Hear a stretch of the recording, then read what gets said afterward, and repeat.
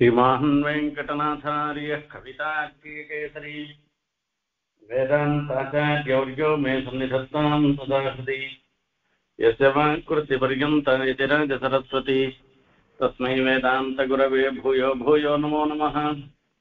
विशुद्धविज्ञानघनस्वरूपं विज्ञानविश्राणनबद्धदीक्षं दयानिधिं देहभृतां शरण्यं देवं हयग्रीवमहं प्रपद्ये। जयज्ञाश्रितसन्त्रासध्वान्तविध्वंसनोदयः प्रभावान् सीतया देव्या परमं व्योमभास्करः।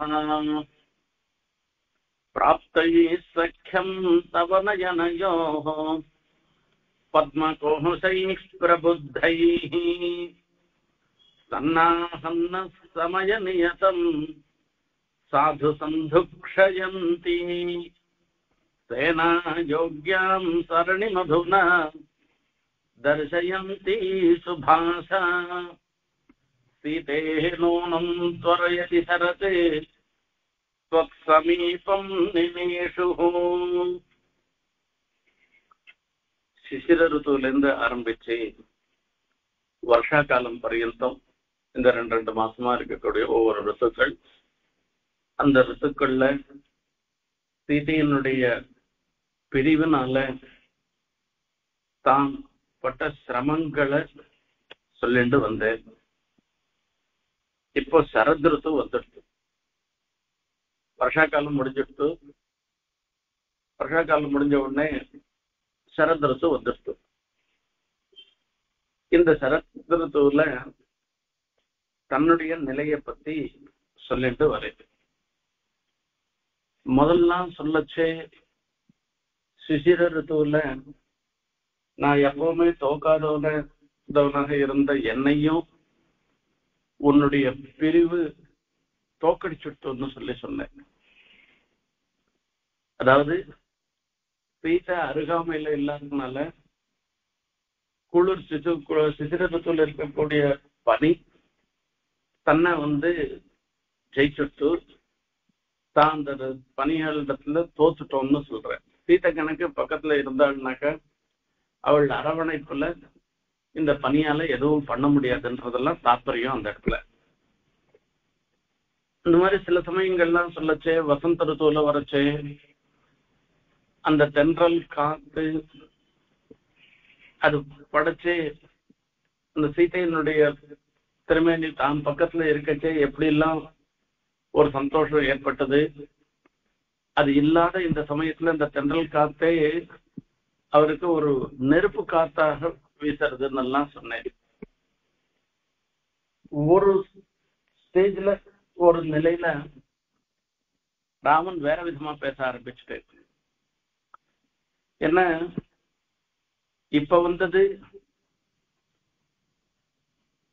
முதல்ல அந்த சமயத்தெல்லாம் வச்சே சீதா பிராட்டி எங்க இருக்கான்னு தெரியாத இருந்த ஒரு நிலை இது. இப்ப சொல்ற வார்த்தைகள்லாம் சீதா பிராட்டி எங்க இருக்கான்னு தெரிஞ்சுட்டே ஹனுமான் மூலமாக லங்கையில இருந்துருக்கா, அசோகவனத்துல இருந்துருக்கா, அதுக்கு கீழே இருக்கா, சிம்ஸ்பா விருட்சத்துக்கு கீழே இருந்துருக்கான்றது உள்பட அவர் தெரிஞ்சுட்டேன்.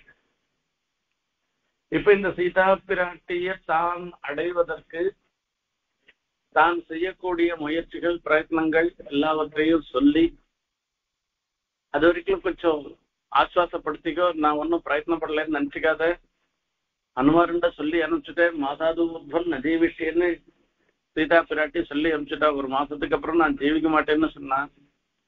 சிரஞ்சீவதி வைதேகின்னு சொன்ன. ஒரு மாசம் இருக்கேன்னு சொல்றாளா சீதா பிராட்டி, அது ரொம்ப நாள் என்னை விட்டு பிரிக்கிறாளே அப்படின்னு.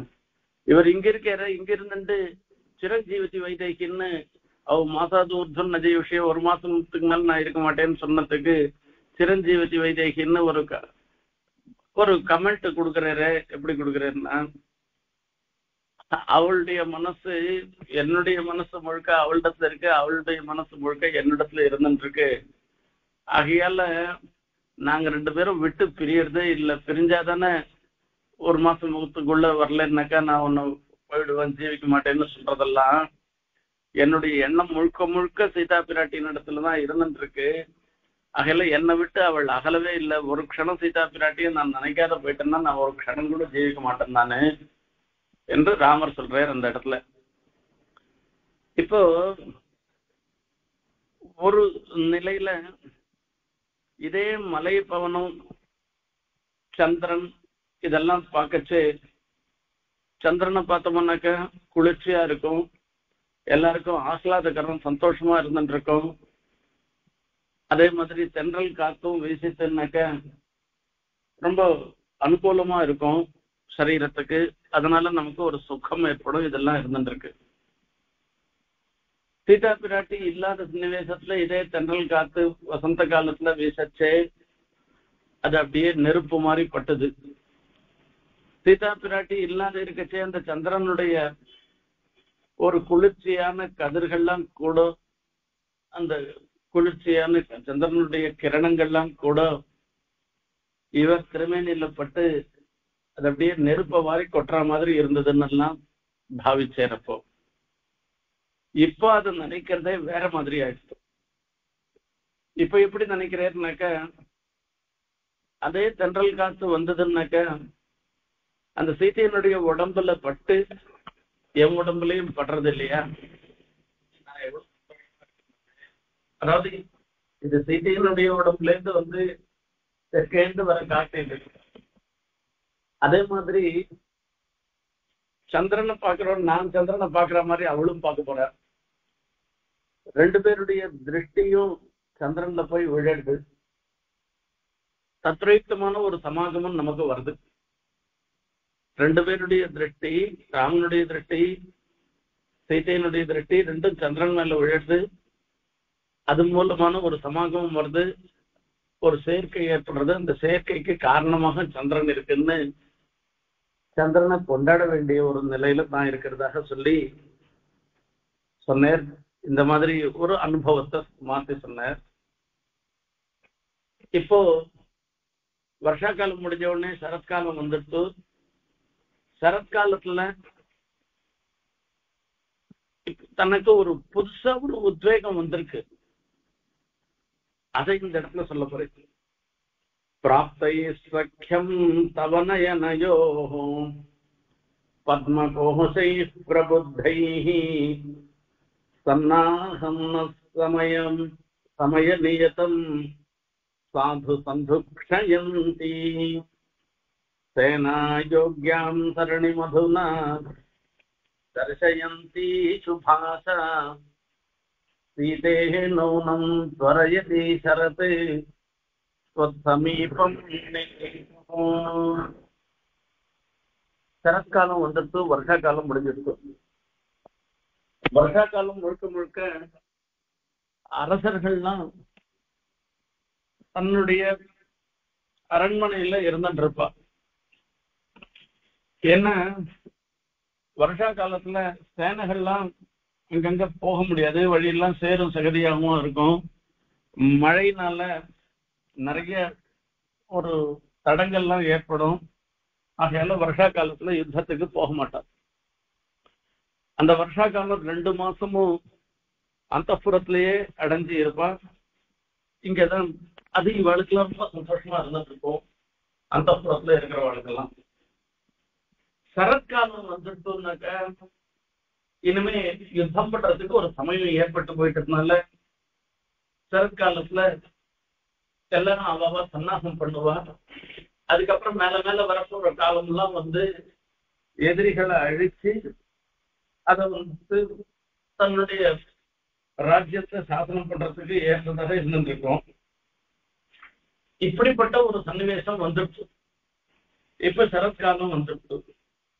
சரத்காலம் வந்தத எப்படி தெரிஞ்சுக்கிறது? சரத்காலம் வந்துடுச்சுன்னாக்க அதுக்கு சொல்லி சொல்ற பிராப்தை சக்கியம் தவநயனயோ பத்மகோசை பிரபுத்தை. தாமர புஷ்பங்கள் எல்லாமே அப்படியே விகசிச்சிருக்கான், மலர்ந்து இருக்கான். அந்த காலத்துல வரைச்சே பார்த்தோம்னாக்க தாமரை புஷ்பம் இதுக்கு முன்ன காலத்துல தாமரை புஷ்பம் அவ்வளவா மலராது. ஏன்னா சூரியனுடைய பிரகாசம் எப்ப சம்பூர்ணமா இருக்குமோ, நல்லா இருக்குமோ, அப்பதான் இந்த சரத்காலத்துல பிரகாசம் அது தாமரை புஷ்பம்லாம் சம்பூர்ணமாக மலரும். இந்த இடத்துல என்ன ஆயிடுச்சு, பிராப்தைஹி சக்கியம் தவநயனையோகோ பத்மகோஷைஹி பிரபுத்தைஹி, தாமரை புஷ்பம் மொத்தம் மலர்ந்து இருக்கான். இந்த மலர்ந்து இருக்கிறத பார்த்த உடனே சரத்காலம் வந்துட்டுன்னு தீர்மானம் பண்ணிட்டு, பாண்டுரங்க அகனம் திருஷ்டுவா விமலம் சந்திரமண்டலம் சாரதியும் ரஜனியும் செய்வ திருஷ்டுவா ஜோத்ஸ்னானுலேபனம். இது ராமாயணத்துல சரத்காலத்தை பத்தி ராமர் சரத்காலம் வந்து சொல்லி எப்படி தீர்மானம் பண்றேன்றத சொல்ற. பாண்டுரம் ககனம் திருஷ்டுவா, இத்தனை நாள் வரைக்கும் மேகத்தினால ஆகாசம் முழுக்க கருப்பா இருந்து நீர் கொண்ட மேகங்களால, இப்போ மொத்தம் மேகம் மொத்தம் அதனிடத்துல இருக்கக்கூடிய ஜலம் மொத்தத்தையும் வருஷிச்சு எல்லாம் வந்து விளைவிளைவுன்னு ஆயிடுச்சு. ஜலம் இல்லாத மேகம். பாண்டதம் ககனம் திருஷ்டுவா விமலம் சந்திரமண்டலம். சந்திரமண்டலம் பார்த்தோம்னாக்கா சில சமயங்கள்ல சந்திரனை சுத்தி ஒரு பெரிய மண்டலம் ஒண்ணு இருக்கும், ஒரு சர்க்கிள் மாதிரி இருந்துருக்கும். அது அதுக்கு அது சந்திரனும் இருக்கு, அதுக்கு வேற ஒரு மண்டலமும் இருந்துட்டு அந்த சந்திரமண்டலம் பரிசுத்தமாக இருந்துருக்குனாக்கா அதுல சத்தனை மூடுறது திறக்கிறதுன்றதெல்லாம் எல்லாமே மேற்கத்து நடுவில் இது மேல போயிட்டு வந்துட்டு இல்லாத அப்படியே தன்னா படிச்சுன்னு தெரிஞ்சுட்டு இருக்குன்னு அர்த்தம். சாரதியும் ரஜனியும் செய்வ திருஷ்டுவா, சாரதியும் ரஜனியும் அப்படின்னு சொல்லச்சே இந்த சரத்காலத்தினுடைய ராத்திரி பார்த்தோம்னாக்கா இந்த சந்திரமண்டலத்தினால பரிசுத்தமான சந்திரமண்டலத்தினால சந்திர கிரணங்களோட விளவிலே வழக்கு போட்ட மாதிரி இருக்கும். எல்லா இடத்துலையும் பார்த்தோம்னா அந்த சரத்காலத்துல நம்ம எதுவுமே பண்ணுவோம்னா நம்ம பாட்டுக்கு போயிட்டு வந்துடலாம், அந்த மாதிரி இருக்கும். அது ஜோத்ஸ்னானு லேபனான்னு சந்திரனுடைய காந்தினாலே எல்லா இடத்துலையும் பரவி இருக்கு. அந்த இடத்த பார்த்தோம்னா சரி சரத்காலம் வந்துட்டுன்னு தோன்றது. இப்ப இவ வந்து இன்னும் வரல, இவருக்கு இன்னொரு விதமா இந்த இடத்துல தோன்றது. இங்க மத்தியானம் இது ராத்திரி வேளையில நடக்கிற நிகழ்ச்சி. மத்தியான வேளையில பாக்குறேன், பிராப்தை சக்கியம் தவநயனயோஹோ பத்மகோஷை பிரபுத்தை தவ நயனயோஹோ சக்கியம் பிராப்தை. அந்த சீதா பிராட்டியனுடைய திருக்கண்களுக்கு அதோட கூட சக்கியம் பிராப்தை, அதாவது ரொம்ப ரொம்ப ஒரு தோழமை கொண்டிருக்கிறதாக இருந்திருக்கிற தாமரை புஷ்பம்னு அர்த்தம் இதுக்கு. இதனுடைய தாற்பயம் என்ன என்று கேட்டா, உன்னுடைய கண்களுடைய தோழமை இருக்க பெற்றிருக்குன்னா தாமரை புஷ்பங்கள்லாம் சீதா பிராட்டியினுடைய திருக்கண்கள் மாதிரி இருந்திருக்கும். இது ஒரு திருஷ்டாந்தம் அற்புதமாக சொல்ற. உன்னுடைய கண்ணுக்கு சமமான தாமரை மலர்கள் எல்லாம்னு சொல்லுது. உபமானங்கள்ல சொல்லச்சே உபமானமாக சொல்றது இன்னும் சிறந்ததாக இருக்கணும். உபமேயத்தை காட்டிலும் சிறந்ததாக இருக்கணும். ஒரு குழந்தை சாதாரணமா இருக்கான், இவனை பார்த்து சொல்லச்சே ராஜாவாட்டம் இருக்கான் என்று சொல்றோம். ராஜாவாட்டம் இருக்கான்னாக்க ராஜாவுக்கு சிறப்பு. இந்த குழந்தையை பார்த்து ராஜாவாட்டம் இருக்கான்னு சொல்றதுனால எதுக்கு உபமானம் சொல்றோமோ, அந்த எதை உபமானமா எடுத்துக்கிறோமோ அதுக்கு விசேஷம் அதிகம். மொத்த செல்வந்தனாக இருக்கான், அவனை சொல்லச்சே குபேர நாட்டம் இருக்குப்பா ஐஸ்வர்யம் இவனுக்குன்னு சொல்றோம். குபேர நாட்டம் ஐஸ்வர்யம் இருக்குன்னு சொன்னா குபேரனுடைய ஐஸ்வர்யம் ரொம்ப ரொம்ப பிரசித்தம். அந்த மாதிரி இவனுடைய ஐஸ்வர்யம் இருக்குன்னு, இது சின்னது இருந்தா கூட இங்க இருக்கிறவளுக்குள்ள இவன் நிறைய ஐஸ்வர்யத்தோட இருக்கான்றத சொல்றோம். அந்த மாதிரி எல்லாரும் என்ன சொல்லுவான், தாமரைக்கு போன்ற திருக்கண்கள் என்றுதான் எல்லாரும் சொல்ற வழக்கம். தாமரைப்பூ போன்ற திருக்கண்கள்னாக்கா இதுல உபமானமாக இருக்கிறது தாமரை புஷ்பம். பெருமாளுடைய திருக்கண்கள் உபமேயம்.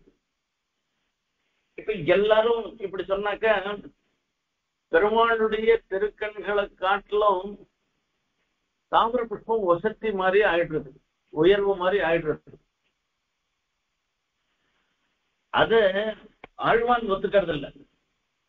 அதீர்க்கம் அப்ரேம துக்கம் க்ஷணோஜ்வலம்னு சுந்தரபா புஸ்தகத்துல ஒரு ஸ்லோகத்துல சாதிக்கிற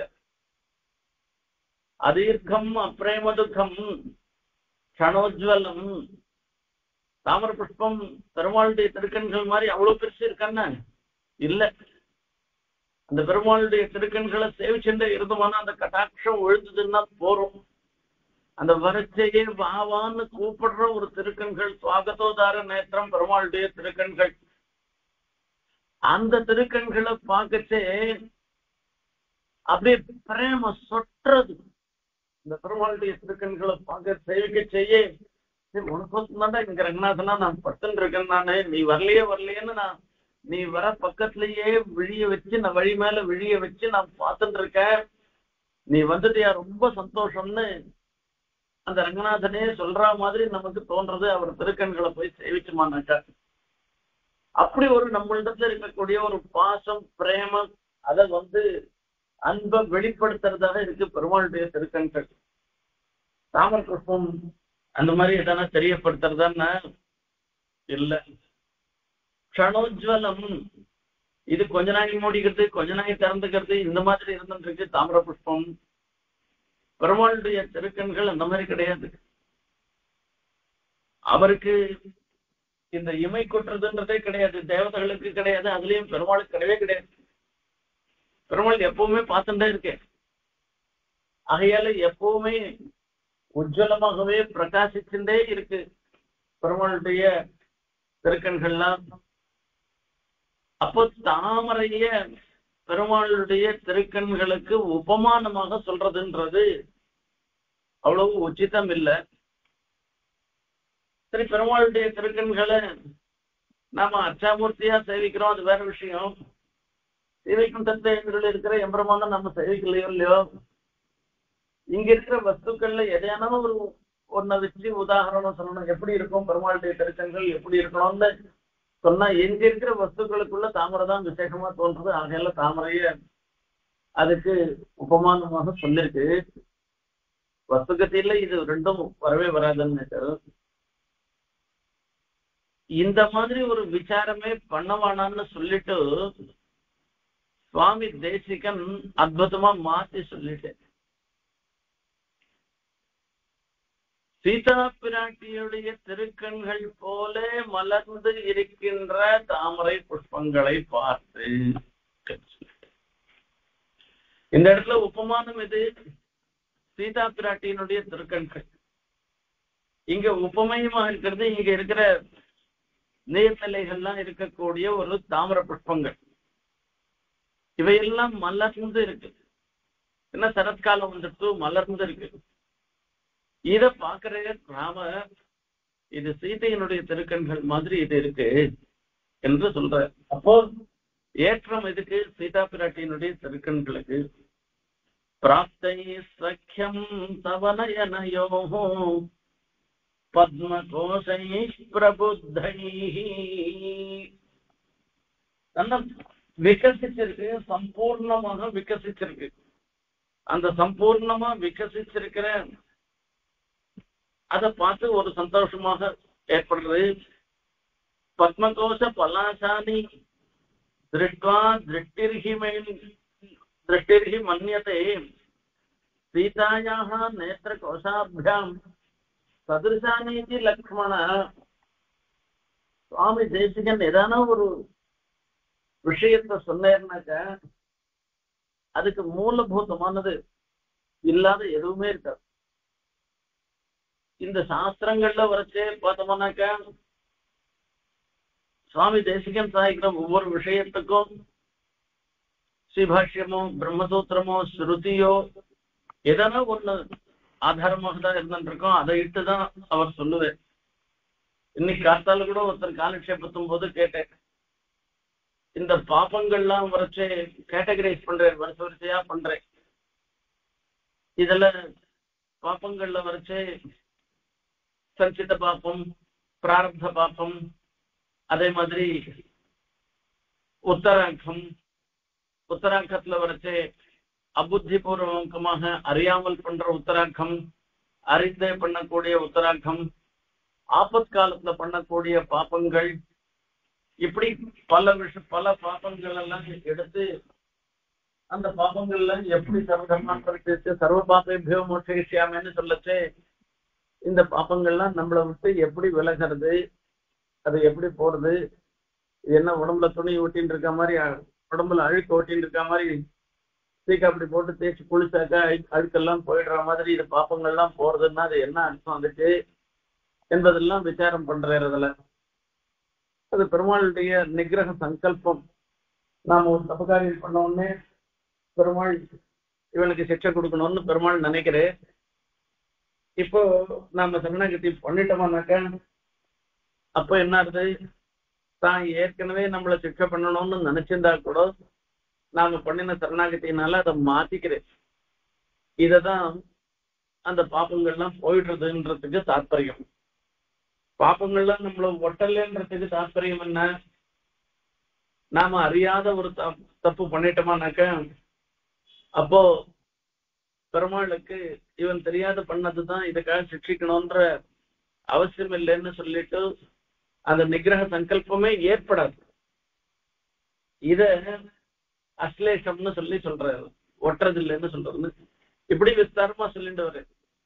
அப்போ சொல்லச்சே அந்த காலக்ஷேபத்தும் போது கேட்டேன், இப்படி சம்மரைஸ் பண்ணிருக்காரு சுவாமி தேசிகன், இவர் தானா இப்படி பண்ணிருக்காரா இல்ல வேற எதனா இதுக்கும் மூலம் எதனா இருக்கான்னு. இதுக்கும் மூலம் இருக்கு. ஸ்ரீபாஷ்யத்துல தததிகமா அதிகரணம்னு ஒரு அதிகரணம், அந்த அதிகரணத்துல பாஷ்யக்கார் சாச்சிருக்க, அதுக்கு மூலமா இருக்கிற பிரம்மசூத்திரம், அதுக்கு மூலமா இருக்கக்கூடிய ஸ்ருதிகள் எல்லாத்தையும் வச்சுதான் சுவாமி சாதிக்கிறதே தவிர சுவாமி எப்பவும் தான் சுதந்திரமா சொல்லவே மாட்டேன். காவியத்துல கவியா இருந்துட்டு தன் இஷ்டத்துக்கு கூட கவனம் பண்ணிட்டு போயிடலாம். ஆனா அதுலயும் ஒரு வழிமுறையை பின்பற்றுகிறேன் சுவாமி தேசிகன். அதுதான் இந்த இடத்துல சுவாரஸ்யம். பத்மகோஷ பலாசானி திருஷ்டுவா திருஷ்டிரிகி மன்யத்தை சீதாயாக நேத்திரகோஷாபியாம் சதுருஷானீதி லக்ஷ்மணா. எல்லாத்தையும் இவர் ராமரத்துக்கு எல்லாம் சொல்றது பக்கத்துல இருக்கிறது லக்ஷ்மணர் ஒருத்தர் தானே. லக்ஷ்மணர் பார்த்து சொல்றார், லக்ஷ்மணா இங்க எல்லா இடத்துலயும் தாமரை புஷ்பம் எல்லாம் மலர்ந்து இருக்கு, இத பார்க்கச்சே சீதையினுடைய கண்கள் போல இருந்துருக்கு. சீதாயாக நேத்திரகோஷாபியாம் சதுர்சாமீதி மன்யதே, நேத்திரகோஷத்துக்கு சதுர்சமாக இருக்குன்னு எனக்கு தோன்றதுன்னு சொல்ற. அந்த மாதிரி இங்கேயும் பிராப்தை சக்கியம் தவனயனயோ பத்மகோஷை பிரபுத்தை சன்னாஹம் நஸ்தமய நியதம் சாது சந்துக்ஷயந்தி. இத பார்த்த உடனே கார்காலம் முடிஞ்சிட்டு, மழைக்காலம் முடிஞ்சிட்டு, சரத்காலம் வந்துட்டு என்கிற எண்ணம் வருது.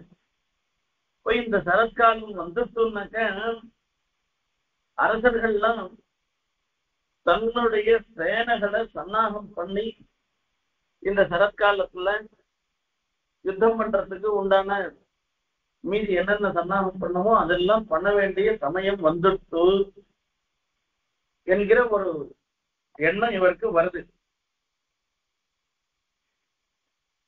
யாபுரா கலஹம்சானாம் கலையில கலபாஷினி புத்தியதே சாது சர்வாங்கி சாத்தியமே ரமதே கதம். ராமாயணத்துல சொல்ற ஒரு விஷயம், ஹம்சத்துக்கு வருஷம் மழையை கண்டா பிடிக்காது. மழை காலத்துலாம் அது தனித்தனியா அது எங்கேனா ஒரு போய் ஒதுங்கின்றோம், தனியா ஒருத்தவங்க போயிடும். இந்த மழை காலம் முடிஞ்சு இந்த சரத்காலம் வந்ததுன்னாக்க, வருஷா காலம் முடிஞ்சு சரத்காலம் வந்து அப்பா இனிமே மழை வராதுன்னு ஒரு சந்தோஷம் அந்த ஹம்சத்துக்கெல்லாம். அது பெண் ஹம்சத்தோடையும் ஆண் ஹம்சத்தோடையும் ஒரு சப்தி சென்று கலக்கலா சப்தத்தை சொல்லி சப்தி சென்று பேசிட்டு இருக்கோம். அந்த ஆண் ஹம்சத்துக்கெல்லாம் ஒரு ஆண் ஹம்சத்தோட பெண் ஹம்சம் ரொம்ப சந்தோஷமா பேசிட்டு இருக்கோம். அந்த பெண் ஹம்சங்களுடைய சப்தங்களை நான் கேட்கச்சே பார்த்தோம்னா சீதா பிராட்டி என்னோட பேசுற மாதிரி இருந்துருக்கு. இதுக்கு இந்த உபமானத்தை அங்க கொண்டு வரேன். இந்த மாதிரி ஒரு சன்னிவேசத்துல இப்பதான் படைகள்லாம் சன்னாகம் பண்ணணும். இப்படி சன்னாகம் பண்ணி யுத்தத்துக்கு சன்னாகம் பண்ற மாதிரி அந்த பிராட்டியோட கூட, அதாவது சீதா பிராட்டிய அன்வேஷணம் பண்றதுக்கு இது சரியான காலம், பண்ண வேண்டிய ஏற்பாட்டுக்கெல்லாம் சரியான காலம். இது எப்பவுமே மனசுல இருந்திருந்தாலும் கூட இந்த காலம் அந்த எண்ணத்தை மேல மேல விருத்தி பண்றது. இது அவசியம் இப்பயே பண்ணணும் அப்படின்னு சொல்லிட்டு நைவேன பகவந்தம் சாது சந்துஷயந்தி. சாது சந்துஷயந்தின்றதுக்கு என்ன சொன்ன, நாம பண்ற முயற்சிகள் எல்லாமே பலவத்தாக ஆறுதான்னு தெரியல. சில சமயங்கள்ல நமக்கே ஒரு நம்பிக்கை இல்லாமல் இருக்கும். சில பேர்லாம் பரீட்சை எழுதிட்டு வருவான், ஏதோ எழுதியிருக்கேன், அவன் எதனா ஏமாந்து போய் மார்க் போட்டான்னாக்கா பாஸ் பண்ணிடுவேன், இப்படி சொல்றவாளும் இருந்துட்டு இருக்கு. அந்த மாதிரி ஒரு முயற்சி இல்லை இங்க. இங்க என்ன முயற்சி அப்படின்னா, நாம் பண்ற பிரயத்தனம் ரொம்ப பெரிய பிரயத்தனம். இந்த பிரயத்தனம் எப்பவுமே வீணா போகாது, இது சபலமாக தான் ஆகும். அப்படிப்பட்ட ஒரு விசுவாசத்தோட பண்ணக்கூடிய ஒரு முயற்சி. இந்த சரத்காலம் என்ன பண்றது, வருஷா காலத்துல கூட நமக்கு எல்லாம் மனசுக்குள்ள ஒரு எண்ணம் இருந்துட்டு இருக்கோம். சத்ருக்களை ஜெயிக்கணும் ஜெயிக்கணும் ஜெயிக்கணும்னு ராஜாவுக்கு எண்ணம் இருக்கணும். அதுக்குள்ள மனசுக்குள்ள எதனா ஒரு திட்டங்களை எல்லாம் அவன் நினைச்சுட்டு இருப்பான். அதை எக்ஸிக்யூட் பண்ற காலம் இது. அப்ப மனசுல நினைச்சிருந்ததை மொத்தம் நிறைவேற்ற காலம். எக்ஸிக்யூட் பண்ணச்சே போனா போயிட்டு போறதுன்னு பண்ற காரியம் இல்ல, சாவதானமா பண்ற காரியம். அந்த மாதிரிதான் நானும் இந்த சன்னிவேசம் சரத்காலம் வந்துட்டேன்னு நான் சந்தோஷப்படுறேன். நீ இருக்கிற இடமும் இப்ப எனக்கு தெரிஞ்சுட்டு, இந்த சன்னிவேசத்துல என்னென்ன பிரயத்தனம் பண்ணமோ அந்த பிரயத்னம் முழுக்க முழு மனசோட பண்ணி அந்த பிரயத்னம் வீணாகாத பிரயத்னமாக இருக்க முடியாத இது மேல மேல அந்த எண்ணங்களை வளர்க்கிறது. சன்னாஹன்ன சமய நியதம் சாந்து சந்துக்ஷயந்தி சேனா யோக்யாம் சரணி மதுனா தர்சயந்தி சுபாஷா. ஆசா திக்கு, இது சுபாஷா மனோரச. மனசனுடைய எண்ணமும் ஆசைன்னா எண்ணமும் சொல்றது உண்டு, ரெண்டுத்துக்கும் இருக்கு.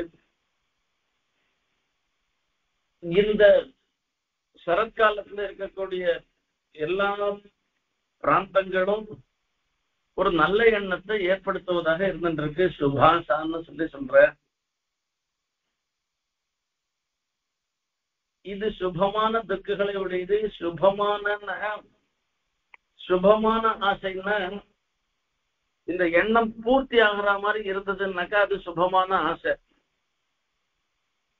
அது எண்ணம் பூர்த்தி ஆகுமோ ஆகாதோன்னு ஒரு அறக்குறையா இருந்தோம்னாக்கா அது சுபமான ஆசையாகாது. இப்ப எல்லா பக்கத்துலயும் இந்த பாதைய சேனாயோக்கியாம் சரணிம் தரிசயந்தி. இப்ப இந்த சீதா பிராட்டிய அழைச்சிட்டு வரத்துக்கு மறுபடியும் அந்த லங்கையில இருந்து மீட்பதற்கு ஒருத்தர் 2 பேரா போறா. கோட்டிக்கணக்குல வானர சைன்யங்களோட ராமர் லக்ஷ்மணர் எல்லாரும் போக போறாங்க. இப்ப இத்தனை வானர சைன்யங்களும் போவதற்கு ஏற்றதாக இந்த வழி பாதைகள்லாம் இப்ப இருக்கு. வருஷா காலத்துல ஒரே சேரும் சகதியா இருக்கும், போவே முடியாது.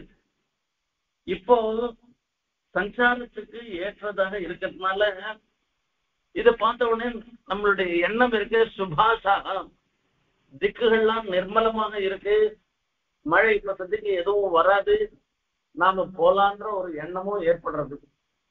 ஆகையில இங்க சுபாஷான்ற சப்தத்தை சொன்ன சுபாஷா இந்த மாதிரி சமயத்துல நாம ஒரு பிரயத்தனம் பண்ணோமானாக்க அந்த பிரயத்னம் வீணா போக, அது கண்டிப்பா சபலமாக ஆகும். சமீபம் நினேஷு, உன்னுடைய சமீபத்துல நாங்கள்லாம் வந்து சேரும்படியான ஒரு நிலையை நகா துவரையதி, எங்களுக்கு துரிதப்படுத்துறது, இந்த இடத்துல சீக்கிரமா வரணும் அப்படின்றத சொல்றது. இது ரொம்ப, இத பார்த்து நான் குறைவா நினைச்சுக்கல, இது விசேஷமா தான் நான் நினைச்சுக்கிறேன்னு சொல்றேன். இங்கெல்லாம் வரைச்சே உத்தமூர் சுவாமி வேதாந்தார்த்தங்கள்லாம் ஒவ்வொரு ஸ்லோகத்துக்கும் வேதாந்தார்த்தங்கள்லாம் எழுதியிருக்க. அந்த மாதிரி போன ஸ்லோகத்துக்கு வேதாந்தார்த்தத்தை சொல்லச்சே, தேகஸ்பர்ஷம் மலையபவனே திருஷ்டி சம்பேதமிந்தௌ தாமைகத்துவம் ஜெகதி புவிதா பின்ன பரியங்க யோகம் தாராச்சித்தே வியதி விததிம் சீவிதானஸ்ய பஷ்யன்னே தூரீபூதாம் சுதன் விதினா சுவாமகம் நிர்விசாமின்னு சொல்லச்சே, நம்மளுடைய சரீரங்கள்லாம் பாஞ்ச பௌத்திகம், இந்த 5 பூதங்களால ஆனது நம்ம சரீரங்கள்லாம். இந்த பாஞ்ச பௌத்திகமான சரீரம் அச்சேதன ரூபமாக இருக்கு, நமக்கு சரீரமாக இருக்கு. இந்த சேத்தனம் அச்சேதனம் எல்லாமே ஈஸ்வரனுக்கு சரீரமாக இருந்தது, ஈஸ்வரன் பெருமாளுக்கு சரீரமாக இருந்திருக்கு. அதனால இப்ப இந்த பிரகிருதி சம்பந்தத்தை விட்டுட்டு நம்மளுடைய ஜீவனை மாத்திரம் தனியா பார்த்தோம்னாக்கா அது பரிசுத்தமான ஸ்வரூபம். இந்த பிரகிருதி சம்பந்தம்ன்றது நம்மளுடைய கர்மாவனால ஏற்படுறது. இப்போ லோகத்துல இருக்கிறவா எல்லாருமே பார்த்தோம்னா ஒரு விசாலமான ஒரு எண்ணத்தால பார்த்தோம்னா நாம எல்லாருமே எம்பெருமானுடைய திருமேனில சம்பந்தப்பட்டவர்களாக இருந்திருக்கோம். பெருமாளுக்கு விசேஷமாக தான் நாம இருந்திருக்கோம். நாம என்ன சேத்தனங்கள் எல்லாமே எம்பெருமானுடைய சரீரமாக திகழ்வதனால இப்படிப்பட்ட இதே இந்த சரீரகத்த தோஷங்கள் எதுவுமே ஆத்மாவுக்கு வருதில்லை. சரீரகத்த தோஷமோ குணமோ எதுவானா எடுத்துப்பாங்க. ஒரு குழந்தைய ஒரு சரீரம் பார்க்கிறோம், குழந்தையா இருந்துச்சே சின்னதா இருக்கு, அப்புறம் யுவத்து தசையில யுவாவா ஆகிச்சே அவனை பெரியவனா போயிடுறது, கழவனா போனோம்னா மறுபடியும் பொன்னி போயிடுறான். இப்படிப்பட்ட இந்த மாறுபாடு எல்லாமே சரீரத்துலதான் வருதே தவிர ஆத்மாவில வரல.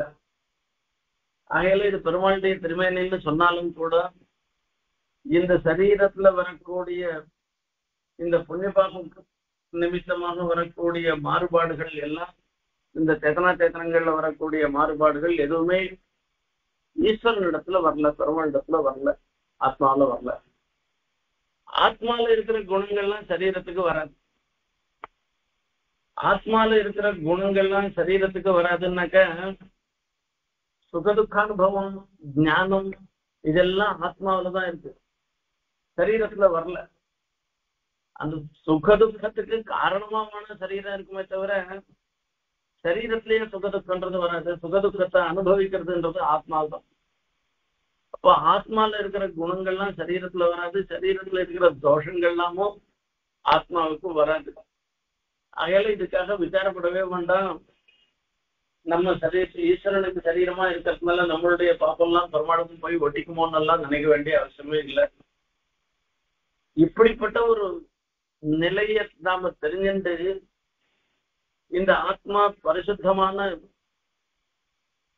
ஒரு நிலையில இருக்குன்றத தெரிஞ்சுட்டோம்னாக்க இதுதான் ரொம்ப விசேஷம்ன்றது போன ஸ்லோகத்தினுடைய தாற்பயம்னு சுவாமி சாய்க்கிறார். அதே மாதிரி இந்த ஸ்லோகத்துக்கு வரைச்சே ஒரு விசேஷத்தை சொல்றேன். ஒரு சீதைய ஒரு ஜீவன் நாட்டம் நினைக்கிறது. சங்கல்ப சூரியோதயத்துல கூட ஒரு சீதைய ஜீவன் நாட்டமோ ஹனுமார ஆச்சாரிய நாட்டமோ ஒரு உல்லேகம் நினைக்கிறதுன்றது வருது. அப்படி ஒரு ஸ்லோகம் வருது. அதை கூட ஒருத்தர் கேட்டார், சீதையை எப்படி ஜீவனா நினைக்கலாம்? சீதை அதாவது பரமாத்மா பரமாத்மா தோன்றது இருக்கு, ஈஸ்வர தோன்றது பெருமாள் தாயார் ரெண்டு பேருடையும் சேர்ந்துதானே இருக்கு. அப்ப சீதைய ஜீவனா எப்படி சொல்லலாம்னு சொன்ன அதுக்கு சமாதானம் அந்த இடத்துல என்னன்னாக்க, இப்ப இருக்கிற நிலையில பாக்குறது அபிநயம் தான். ராமர் மனுஷனா, ஆனா மனுஷத்துவ அபிநயம் பண்ற அந்த மாதிரி சீதையும் தானும் ஒரு சாதாரண பெண்ணு மாதிரி அபிநயம் பண்றதுனால இந்த நிலையில சீதைய ஒரு ஜீவனாட்டம் பாக்குறதுன்னு தாற்பயம். இந்த சீதைய ஜீவனாக நினைச்சுட்டு இந்த சரத்காலத்துல இந்த எல்லா கண்களுக்கெல்லாம் ஒரு சந்தோஷத்தை கூடியதாக இருந்திருக்கிற ஒரு நட்பு முறைய அடைந்திருக்கு இந்த சரத்காலம்ன்றது. இப்ப சீதா பிராட்டி ஸ்வயம் பிரசன்னையாக இருந்துருக்கான். எல்லாத்துக்கும் பிரசாதனம், எல்லாருக்கும் அனுகிரகம் பண்றதுக்கு ஒரு தகுந்த காலமாக இதை நினைக்கிறா. அவாவா உள்ளேயே இருந்துட்டு இருப்பான். இப்ப இந்த சரத்காலத்துல கார்த்திகை மாசத்துல தாயாருக்கு திருச்சானூர்ல பிரம்மோத்சவம் நடக்கிறது. 10 நாளும் தாயார் நிச்சயம் வெளியில எழுந்தருளி அங்க வரக்கூடிய லட்சோபலட்சம் ஜனங்களை அனுகிரகம் பண்ற இதுக்கு ஏற்பட்ட காலம் வந்துருக்குன்னு அர்த்தம். இது அப்படியே தத்துவகித புருஷார்த்தங்களை வெளிப்படுத்துகிறாக இருந்திருக்கிற இந்த கீதை மற்றும் சாஸ்திரங்கள் இவைகளால இந்த பிராச்சீனமான சித்தாந்தத்துல ஒரு நிலைப்பாடோட இருப்பதற்கு சன்னாகம் பண்றது, மேல மேல வளர்க்கக்கூடியதாக இந்த காலம் இருந்துருக்குன்னு அர்த்தம். அதாவது பரமத நிரசனம் பண்ணணும். பரமத நிரசன பூர்வக ஸ்வமத ஸ்தாபனம் தான் நிற்கும். ஸ்ரீபாஷ்யத்துல முதல் அத்தியாயத்துல பிரம்மந்தான் ஜெகத்காரணம்ன்றத விஸ்தாரமா சொன்னேன்.